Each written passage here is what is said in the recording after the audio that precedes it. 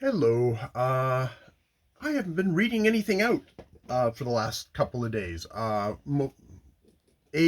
I finished Nick Carter, and B, I've been sick, and I'm probably am still sick now, and I'm kind of just clawing my way back to not being sick again, and I haven't got the energy to actually select a new thing. So I thought what I'd do is I'd read one of the chapters of Alton of Samasco, which is a work, God, of I think. Uh, See, this is going to be a John's Jay's sick video. So this is going to be for chapter. I'm going to start chapter 32 of this sucker, which is yeah. Here, let's just go to the very beginning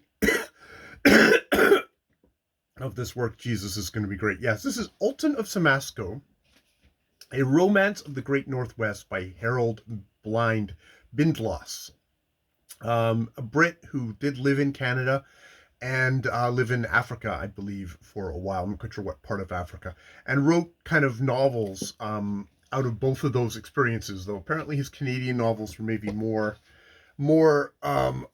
liked than the African ones. At least that's the general thing. He's the author of a ton of books. So Alton of Samasco, copyright 1905. This edition, 1906, tells the story of Alton of Samasco, a man's man, a guy who his family, his father was disinherited because he loved a woman that they felt was beneath him or something like that. Came to Canada, made his own fortune. His son is there now, full Canadian, British Columbian, in this what seems to be completely fictional area of Samasco of British Columbia. We do names come up that are actually indeed British Columbia names. I'm talking from British Columbia. We hear about Vancouver. We hear about Esquimalt, which I'm like about a couple of blocks away from. We've hear about various other. Vancouver comes up in the thing, but Samasco itself seems to be kind of an odd place, odd fictional place. And it turns out that while he was disinherited, his the family back in the thing, everyone's died off, and the father, maybe the grandfather who had such troubles with with Alton's father, has relented and has actually left his great estate to his son, at least the land of, and these Brits come over in search of him, and he's like really not interested in it, which which the father, who's been, sounds like basically embezzling from the money of it, is quite happy about. And there's a daughter who's haughty and does some really unforgivable things, but apparently she still loves him.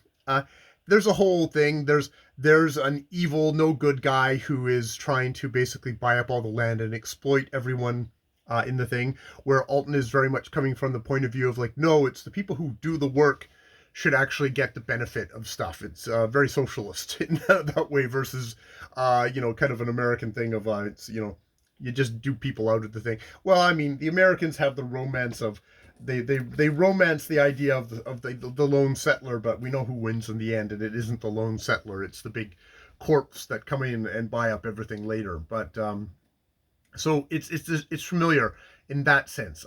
We have some good kind of adventures in the woods stuff. Basically, they're really trying to do away with Alton. It's the benefit of a couple of interested parties, the father of the who's been embezzling, and this rotten guy who's trying to buy up all the land and become the overlord of this area, Holland. It would be in their interest if he just didn't make it back out of the woods, but he does make it back out of the woods and all that stuff. So it's been interesting that way. We've had a lot of kind of the romance between this character, between Alton and Miss Dellingham. What's it called? Derringham. Miss Derringham. That's the daughter of the underhanded guy who's been kind of embezzling stuff. And now we're at the very end. They have captured the guy who, here, I'm going to pause for a second. They have, yes, sorry, that was very warm. They have captured the guy who was trying to kill him in the woods. Indeed, in the end, Alton happens to run across him in the woods. They battle, and he overcomes him, even as he is now lame, and of course is no good as a human being anymore, as he sees it. Which, you know, yeah, we can get into the whole, oh, you're lame, well, you're just not a man anymore kind of thing. It's like, no, well, Alton is, because, you know, Alton's great, but if you were a regular person, maybe the implication is, yes, you'd be less than a man. So we're in the third to last chapter, and I figured I would just try and read some of it out loud while I was waiting, while I was trying to gather up the energy to pick up something new to read out loud. I'm not quite sure how this is going to go. This can serve as the introductory video, really crappy introductory video to chapter 32. Alton holds his hand. Where they've captured Dahmer, this guy, this low down dirty snake who is doing this. All these quiet Canadians. The implication being the guys that they're with are all kind of rotten, dirty American violent people that Hallen has brought up to try and do the stuff too. So okay, chapter 32 is what we'll do.